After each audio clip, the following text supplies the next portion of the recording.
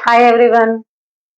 आज की वीडियो शुरू करते हैं और एज यूजुअल जैसे मैं बोलती हूँ वीडियो शुरू करने से पहले आप क्या करेंगे, अपना नोट्स प्रिपेयर करने के लिए पेन और कॉपी जरूर लेके बैठें। तो आज के हमारे वीडियो के लिए जो टॉपिक रहेगा वो रहेगा azeotropes.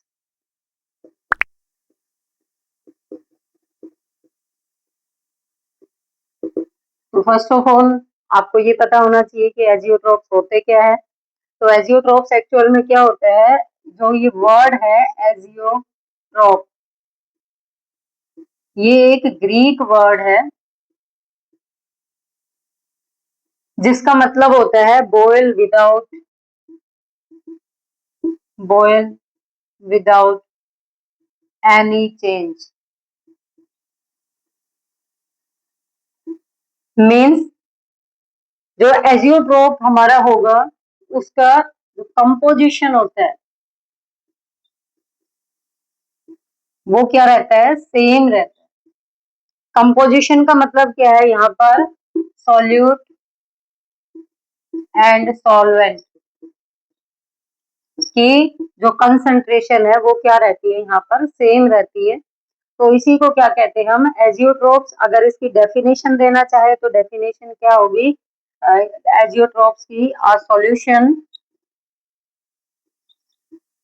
that boils it at that boils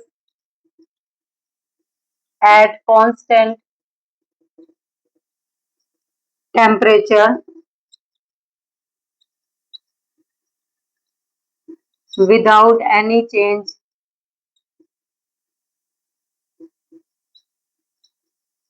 in composition।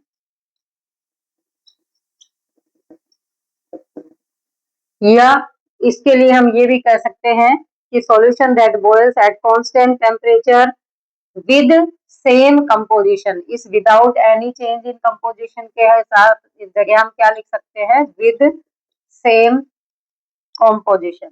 तो इन दोनों का ही मतलब सेम है। एक्चुअल में अगर इसको और क्लियरली एक्सप्लेन करना चाहे तो क्या होता है इसके अंदर कि जो लिक्विड, हमारे दो फेज होती है, एक लिक्विड और एक वेपर फेज। तो जब हम कोई भी सॉल्यूशन जब एजियोट्रोपिक कंडीशन में आ जाता है तो जो लिक्विड फेज के अंदर जो कंपोजिशन होगा, लिक्विड फेज कॉम्पोजिशन, वो किसके इक्वल होगा, vapour phase composition. Vapour phase composition means जितना हमारा सोल्यूट और सॉल्वेंट लिक्विड फेज में प्रेजेंट होगा, सेम उतना ही हमारा सोल्यूट और सॉल्वेंट किसके अंदर होगा, वेपर फेज के अंदर प्रेजेंट होगा। तो उसको क्या कहते हैं हम, एजियोट्रोप्स या एजियोट्रोपिक मिक्सचर्स। तो इसको हम दो टाइप में क्लासिफाई करते हैं एजियोट्रोप्स को।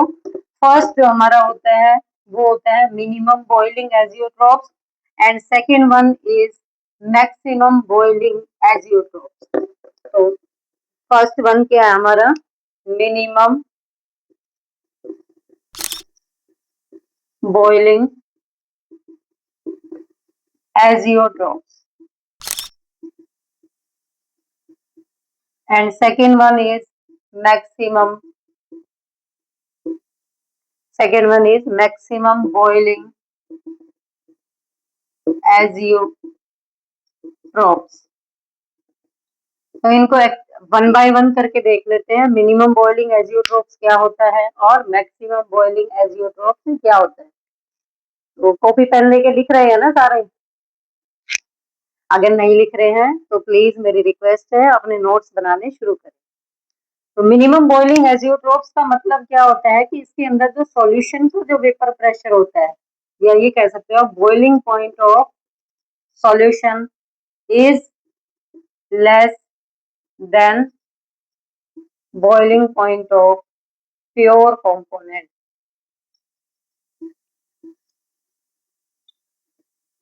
जो सॉल्यूशन का जो बॉइलिंग पॉइंट है वो हमारे प्योर कंपोनेंट के बॉइलिंग पॉइंट से कम होता है।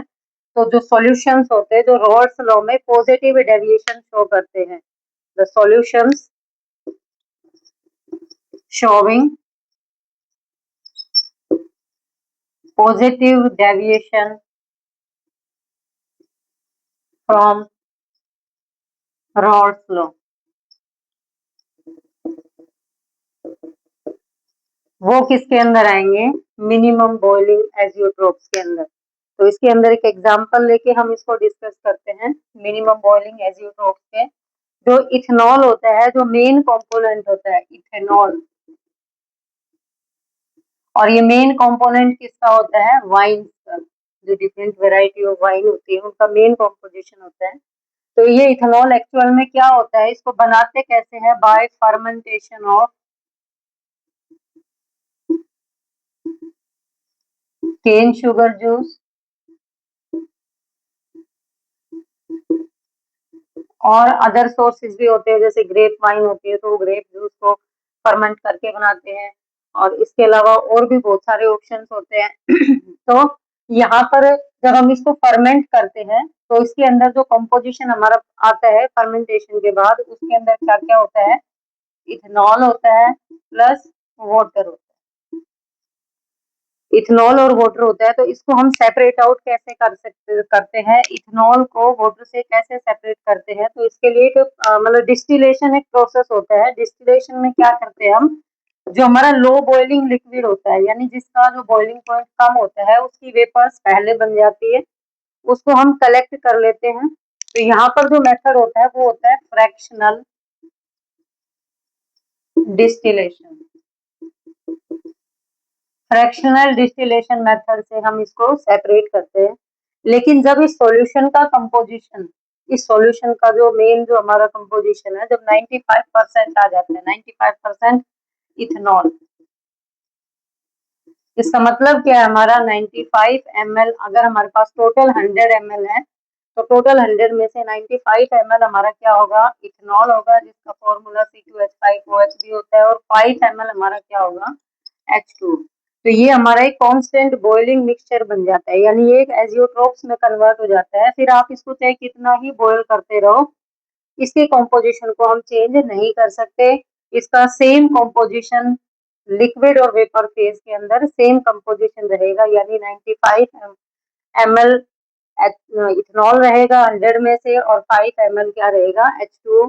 तो इसकी एक ड्रॉबैक भी है कि 100% जो प्योर इथेनॉल है, क्योंकि 100% प्योर इथेनॉल को हम ऑब्टेन नहीं कर सकते, क्योंकि after attaining 95% composition it converts into a minimum boiling azeotropes. ठीक है, क्लियर है? अब सेकंड देखते हैं। सेकंड जो हमारा है वो था मैक्सिमम बॉइलिंग। सेकंड जो है वो है हमारा मैक्सिमम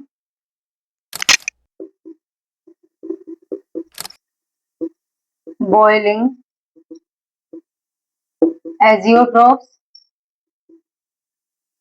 तो इसको अगर हम सिंपल वर्ड्स में समझना चाहे तो मैक्सिमम बॉइलिंग एजियोट्रोप्स का मतलब क्या है कि vapour pressure of solution is less than vapour pressure of pure components,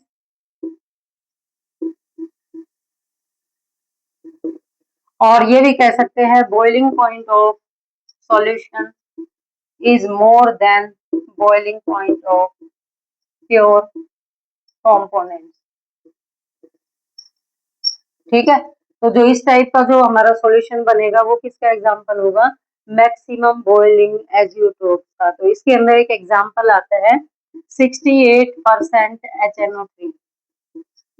जो HNO3 का जो प्रिपरेशन का मेथड होता है वो कौन सा होता है? पोस्टवर्ल्ड प्रोसेस होता है। पोस्टवर्ल्ड प्रोसेस से हम HNO3 को प्रिपेयर करते हैं। तो इसके अंदर एक्चुअल में होता क्या है? सेम 68% HNO3 का मतलब क्या है? अगर हमारे पास टोटल 100 ml है तो 100 में से 68 ml HNO3 होगा, और रिमेनिंग हमारा 32 ml जो होगा वो H2O। तो जब ये कंपोजिशन अटेन हो जाता है, यानी जब 68% HNO3 हमारे पास रह जाता है, तो हम इसका फर्दर डिस्टिलेशन नहीं कर सकते। हम इसमें से मतलब HNO3 की कंसंट्रेशन को इससे आगे चेंज नहीं कर सकते। तो ये किस में कन्वर्ट हो जाता है? एक मैक्सिमम बॉइलिंग लिक्विड के अंदर या मैक्सिमम बॉइलिंग लिक्विड की जगह हम इसको लिखेंगे सॉल्यूशन। और इस सॉल्यूशन का जो बॉइलिंग पॉइंट होता है वो क्या होता है 393.5 केल्विन।